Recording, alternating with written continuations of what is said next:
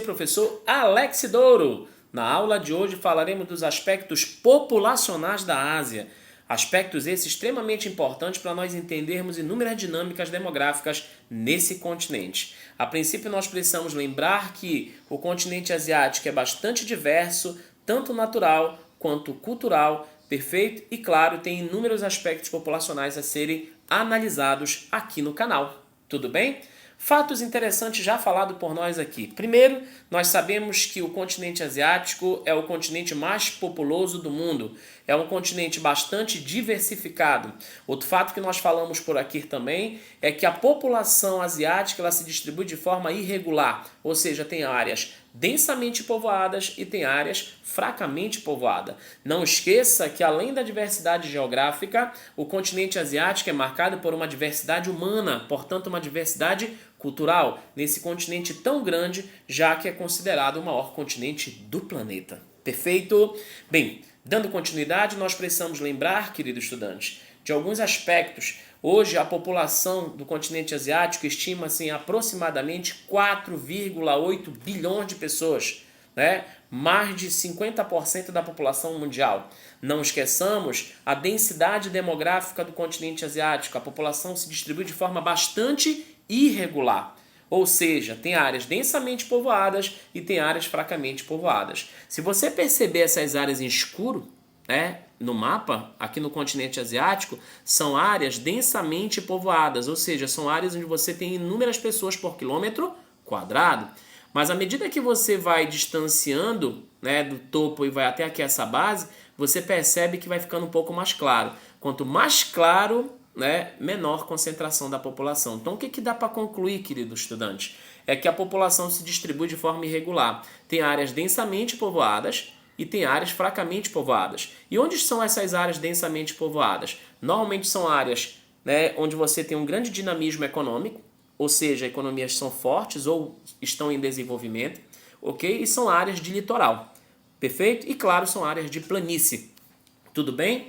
Um fato que nós precisamos lembrar é que nós temos áreas menos povoadas. Entre as áreas menos povoadas, hoje nós temos o Tíbete, ok? E claro, a Sibéria, sendo que o Tíbete já seria uma área árida e a Sibéria já seria uma área super fria, ok? Agora temos áreas densamente povoadas como Pequim, Tóquio, Bombaim, comprovando, portanto, que nós temos áreas, né, com muitas populações concentradas e áreas com vazio demográfico. Ok? Uma outra coisa que nós precisamos lembrar é que tem alguns países que têm uma alta concentração de população, né, como por exemplo aqui a Índia, né, como por exemplo as áreas da China, e perceba, assim o Japão, essas áreas são áreas que você tem uma grande população no continente asiático. Então são áreas que têm um número maior de pessoas por quilômetro quadrado. Tudo bem? E já essas áreas, por exemplo, aqui, como tem as áreas da Federação Russa, né, ou Rússia, e as áreas mais centrais do continente asiático, você percebe são áreas fracamente o quê? Povoadas. Ok? Religião. Como já falamos aqui anteriormente no canal, o continente asiático possui uma diversidade cultural muito grande. Entre elas nós temos as diversidades religiosas. Entre as principais religiões estão no continente asiático. Não esqueça o budismo, o islamismo, o shintoísmo, o hinduísmo, o cristianismo e, claro, o confucionismo. Em virtude dessa diversidade religiosa, acaba-se tendo, né, muitos conflitos regionais, né, em especial nas áreas onde você tem o islamismo, né, às vezes até com a presença dos judeus, né, que já é um conflito antigo, infelizmente, entre essas populações que vem desde o século XIX por uma região conhecida como Palestina. Tudo bem?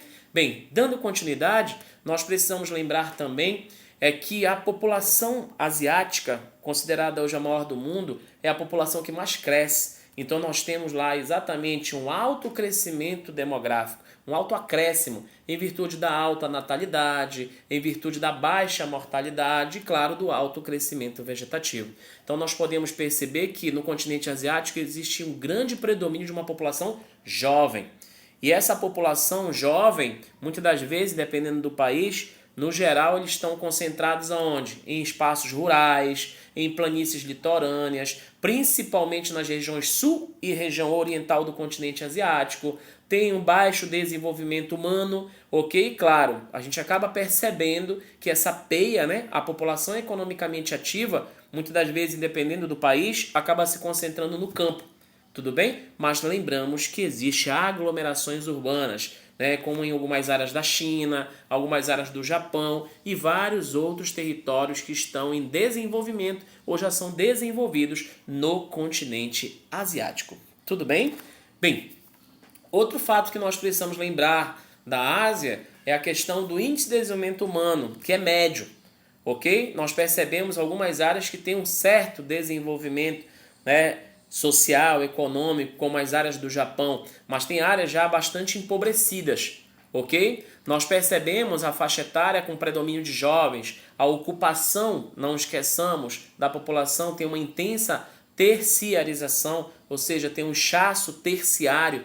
A maior parte das pessoas hoje trabalham no comércio, no serviço ou exatamente na própria administração pública, ora no mercado formal ou ora no mercado informal.